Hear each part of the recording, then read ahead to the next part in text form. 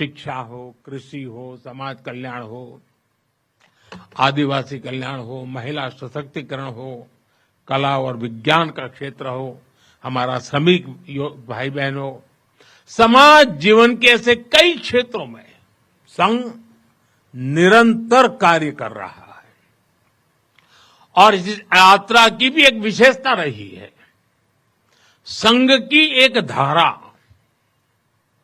अनेक धारा तो बनी, मल्टीप्लाई तो होती गई, लेकिन उनमें कभी विरोधाभास पैदा नहीं हुआ, डिवीजन नहीं हुआ,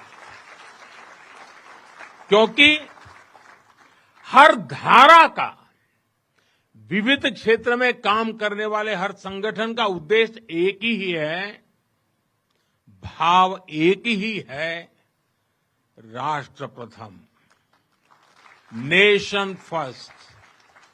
साथियों, अपने गठन के बाद से ही राष्ट्रीय स्वयंसेवक संघ विराट उद्देश्य लेकर चला, और ये उद्देश्य रहा राष्ट्र निर्माण। इस उद्देश्य की पूर्ति के लिए संघ ने जो रास्ता चुना वो था व्यक्ति निर्माण से राष्ट्र निर्माण, और इस रास्ते पर सतत चलने के लिए जो कार्यपद्धति चुनी वो थी नित्य नियमित चलने वाली शाखा है। साथियों, परम पूज्य डॉक्टर हेडगेवार जी जानते थे कि हमारा राष्ट्र तभी सशक्त होगा जब हर नागरिक के भीतर राष्ट्र के प्रति दायित्व का बोध जागृत होगा। हमारा राष्ट्र तभी ऊंचा उठेगा जब भारत का हर नागरिक राष्ट्र के लिए जीना सीखेगा।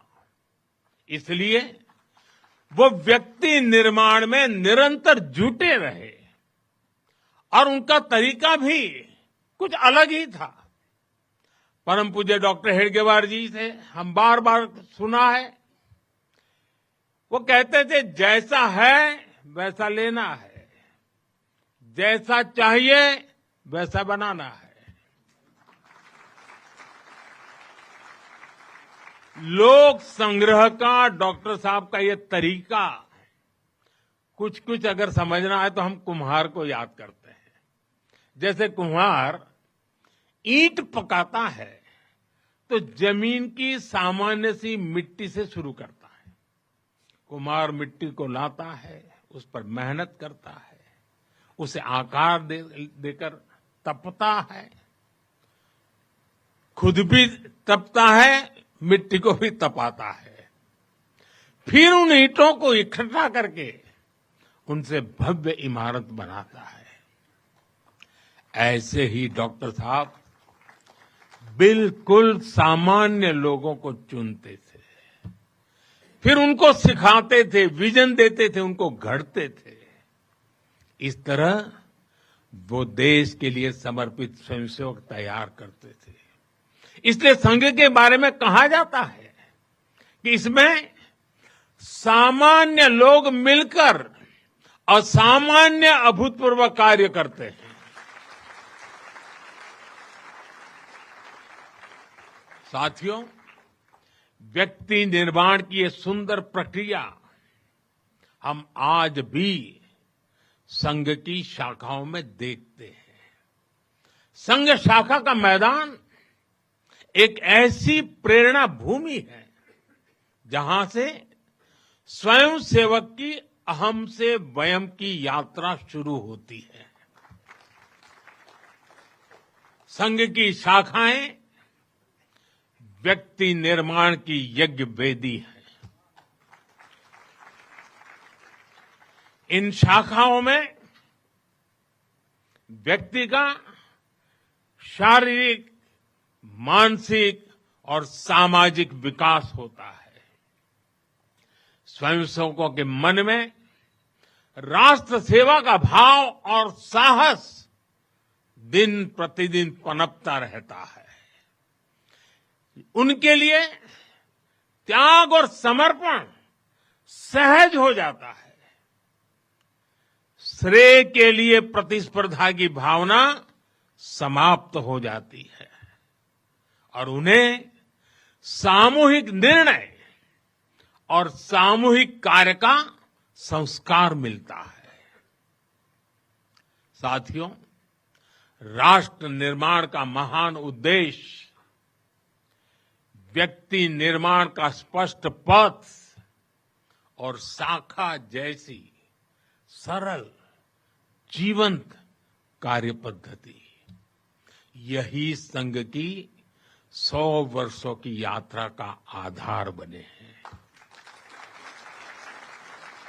इन्हीं स्तंभों पर खड़े होकर संघ ने लाखों स्वयंसेवकों को गढ़ा, जो विभिन्न क्षेत्रों में देश को अपना सर्वोत्तम दे रहे हैं, देश को आगे बढ़ाने के लिए निरंतर प्रयास कर रहे हैं। समर्पण से, सेवा से और राष्ट्र के उत्कर्ष की साधना से। साथियों, संघ जब से अस्तित्व में आया,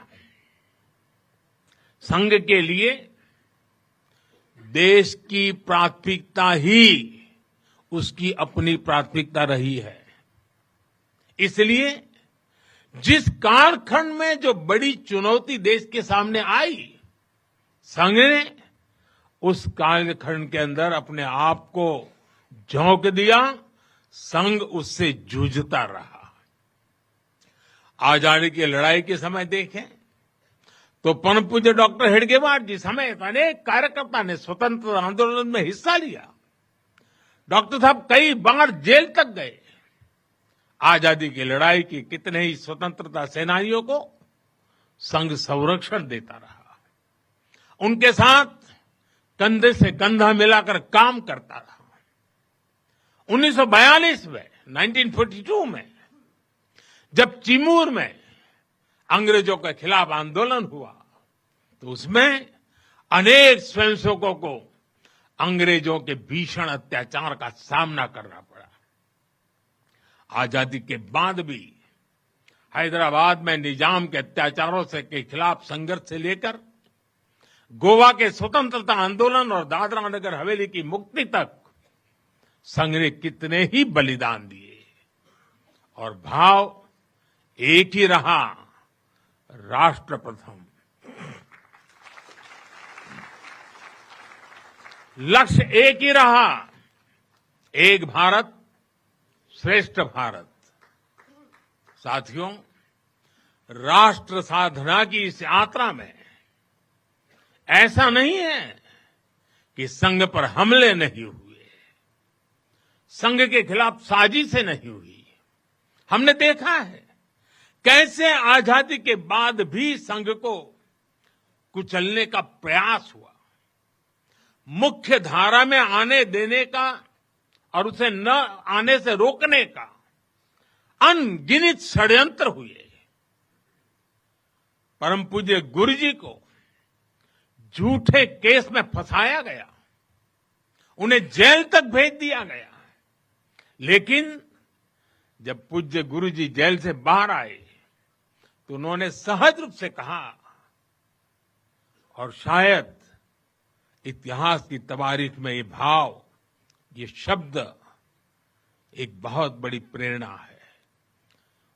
तब परम पूज्य गुरु जी ने बहुत सहजता से कहा था, कभी कभी जीभ दांतों के नीचे आकर दब जाती है, कुचल भी जाती है, लेकिन हम दांत नहीं तोड़ देते, क्योंकि दांत भी हमारे हैं और जीभ भी हमारी है। आप कल्पना कर सकते हैं, जिन्हें जेल में इतनी यातनाएं दी गई, जिन पर भांति भांति के अत्याचार हुए, उसके बाद भी परम पूज्य गुरु जी के मन में कोई रोष नहीं था, कोई दुर्भावना नहीं थी। यही परम पूज्य गुरु जी का ऋषि तुल्य व्यक्तित्व था। उनकी यही वैचारिक स्पष्टता संघ के प्रत्येक स्वयंसेवक के जीवन के मार्गदर्शक बनी। इसी ने समाज के प्रति एकात्मता और आत्मीयता के संस्कारों को सशक्त किया। और इसलिए चाहे संघ पर प्रतिबंध लगे, चाहे षड्यंत्र हुए, झूठे मुकदमे हुए, संघ के स्वयंसेवकों ने कभी कटुता को स्थान नहीं दिया, क्योंकि वो जानते हैं हम समाज से अलग नहीं है। समाज हम सबसे ही तो बना है। जो अच्छा है वो भी हमारा है, जो कम अच्छा है वो भी हमारा है।